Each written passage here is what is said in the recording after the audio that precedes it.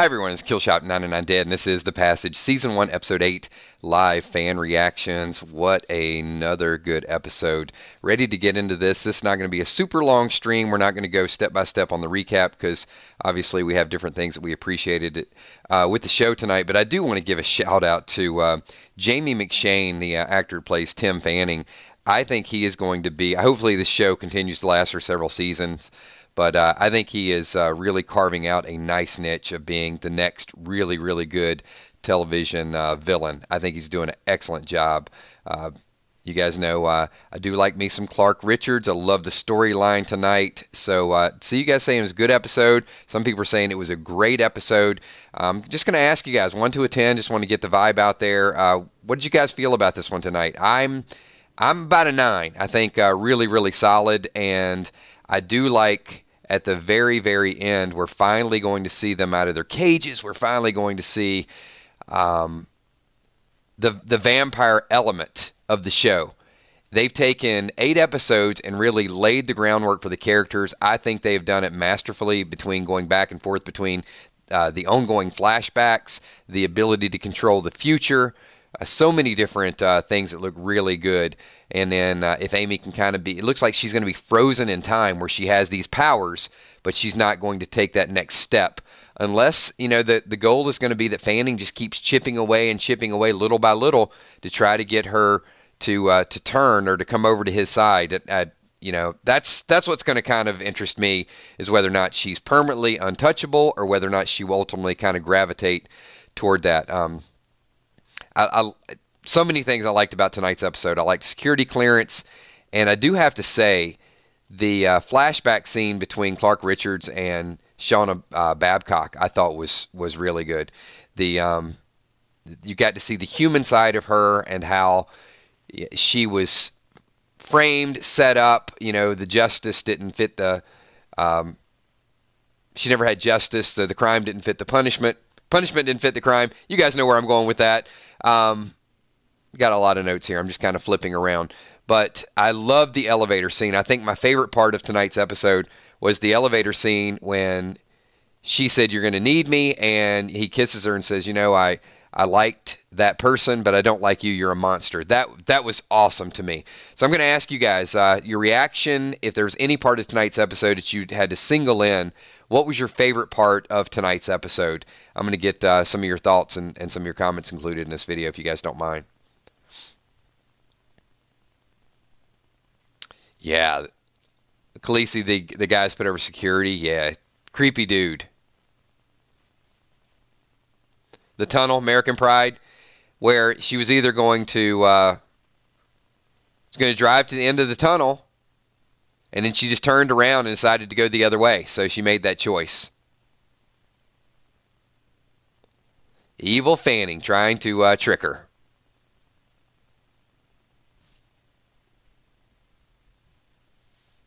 Get a couple more of your thoughts and comments included in the video.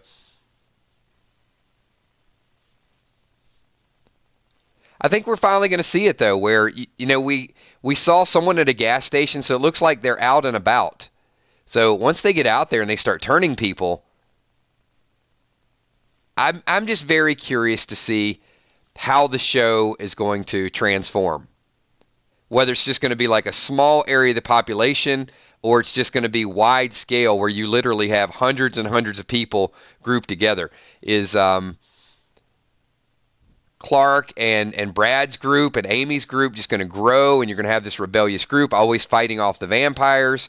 Or are they going to have like a working antidote? So many good possibilities with this show.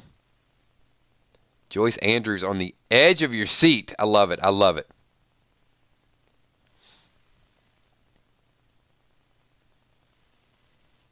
Tammy Hill says, "I like Brad telling her she could die and leave him rather than turn into a monster." Yeah. Some really emotional scenes. You know, I thought by episode 6 or 7 it was going to be like full-scale blood and gore.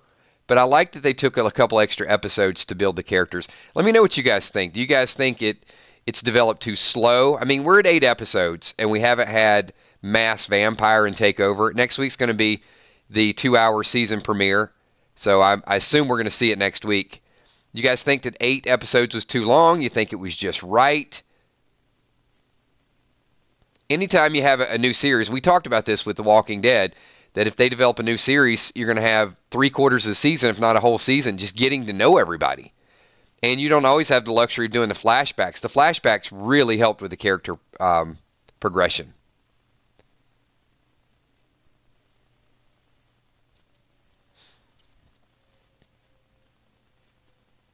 Roxanne Dunlap loves character development.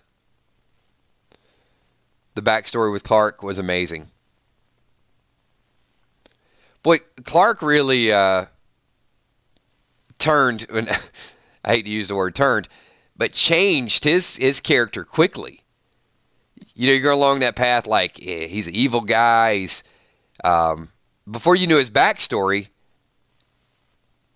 this guy's just towing the company line. He's fighting for the enemy. And you realize he's doing what he thinks is right. Because there is this virus out there, and he thinks that there are going to be some casualties. Some people are going to have to die, and he's got to be the one to keep focused on the mission. He trusted in the system, and he got taken advantage of.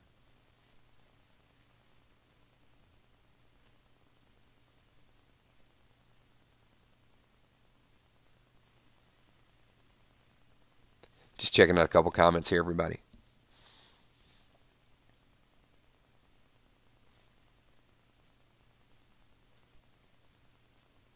What's going on, E-Beach? Good to see you. Appreciate you guys tuning in for tonight's reaction video. Once again, this is not a recap. Just get some of your reactions in there. Lila, Roxanne wants to know, what about Lila? How does she get out? I mean, she's knocked out right now. That's a good question. Will Lila make it out? Will Brad have to choose between Amy and Lila? No. Based on the preview of next week, Brad was in too good of a mood. Now, I didn't see Lila in the preview. She might have been, but it went really quick. But when Amy was talking about looking cool, yeah. If he lost his wife, he's not going to get over that quick. So she's good. She's safe. Martinez being a viral was a nice twist. Yes, I agree with that too, Cleo.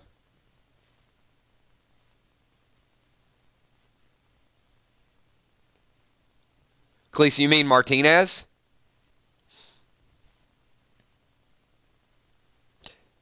Okay, good. Yeah, Coachella, I was still hyped up, so I didn't see all the stuff from the preview, but I appreciate that. So,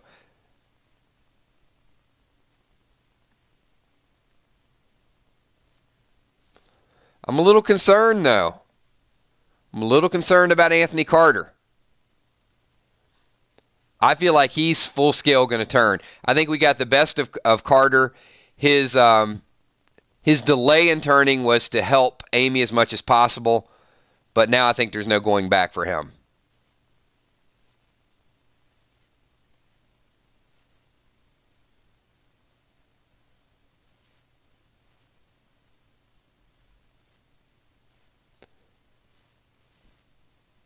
And we'll get us a little bit more Jonas Lear next week.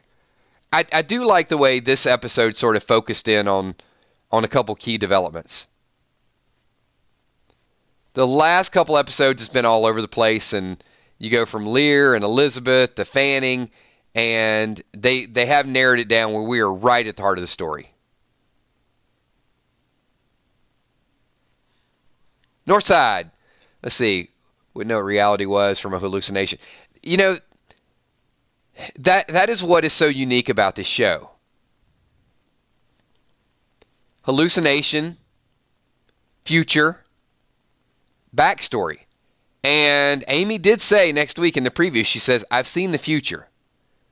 So I'm wondering if she's the only one that has the ability to see the future.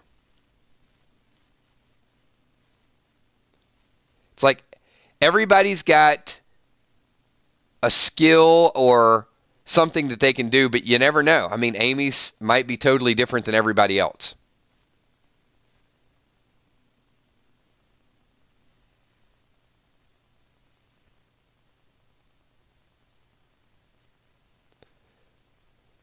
So Forrest Gump surprised Richards kissed Shauna. Sheila Mack says she was surprised. I wasn't. I could see from the dinner, Sheila, that they were starting to fall in that direction. I just liked the way he handled it. I thought it was the perfect answer. She's like I guess she'd be equivalent to a succubus, but she's trying to seduce him, and it worked. But he still was able to sort of break that charm.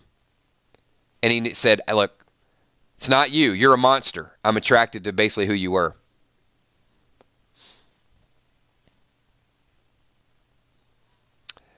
I don't know. The significance of 12.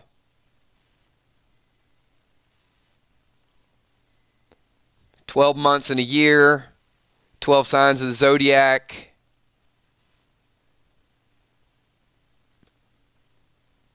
It would just be speculation at this point. I'm sure it's some legend and lore, when he first turned and he was the first viral to turn. Now, if I read the book, I would probably know, but I haven't read the book, so it would be a shot in the dark.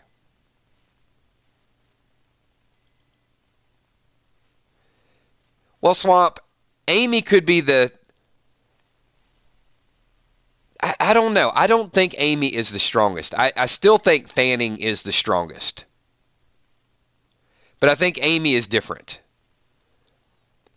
I think they have to be careful with the show, this early on, is to give her more power than the worst villain on the show.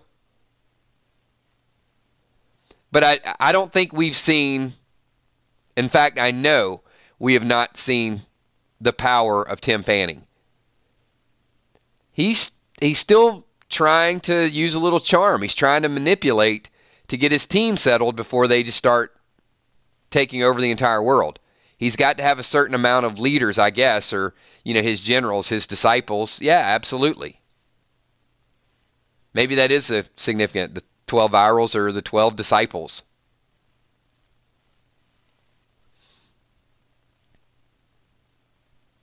But once he has his 12 locked in, that honeymoon is over. They are going to absolutely wreak some havoc. And this next week is going to it's going to decide how many seasons this show has. But I think they have to turn it up a notch. All right, so let's do some bold predictions in this. Next week, will a major character die? And if so, pick one. Let's see. It might be too early for a major character to die, but if you were to pick one character to die, which one would it be? Sykes?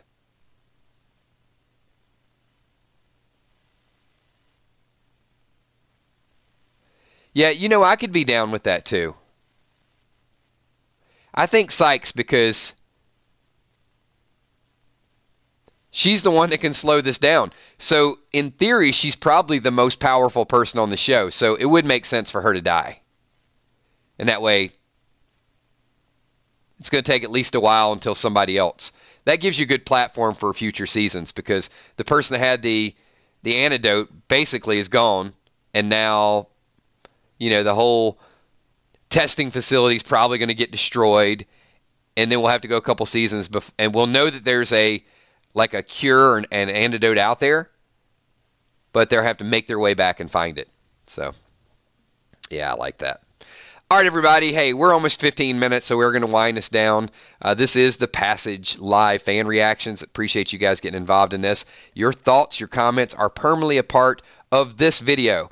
So we'll be back tomorrow night at 8 o'clock. We're going to be on the 909 Gaming channel doing a little bit of Walking Dead chat. So prepare for that the rest of the week, and then we'll have to do this at a special time next week. We'll figure it out. We're definitely going to do a reaction video for the Passage, but I appreciate everything that you guys do, all your insight, all your contributions in chat, and I got you, Sheila Mack. Special shout out for you. That's the only shout out I'm going to do. I'll catch everybody else tomorrow night, because it's been a lot of streams, and This guy is going to go hang out with the 3Gs for a little bit, and I'll see you guys all tomorrow at 8 o'clock. Thanks, everybody. Peace.